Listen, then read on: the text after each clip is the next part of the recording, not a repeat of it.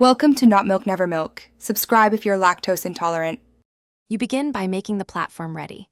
Enable virtualization in UEFI and confirm Hyper-V or an alternative is available.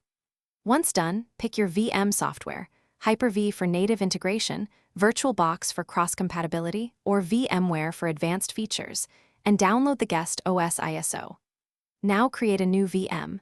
Assign CPU cores, 4 GB or more RAM, and a virtual disk size. Explain why. Adequate RAM and CPU prevent sluggish performance. Make sure the VM network mode suits your needs before continuing. Next, you attach the ISO and configure the VM for installation. Set the boot order to ISO first and start the VM. During installation, allocate resources based on workload.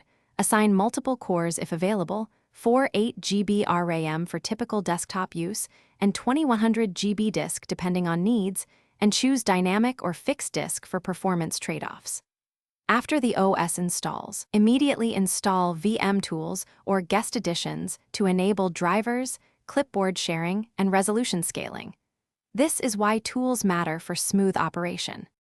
Finish by updating the guest OS and taking a snapshot so you can revert if something breaks. Once stable, optimize. Enable 2D/3D acceleration if needed, increase video RAM for display clarity, and tweak CPU limit or ballooning for memory efficiency. Make sure host resources remain available to avoid slowdowns. If things go wrong, one key troubleshooting tip. Confirm hardware virtualization is enabled in UEFI, and the host hypervisor isn't blocked by Windows features or third-party security software. Then retry. Thanks for watching. If this was helpful, leave a like and consider subscribing. See you next time.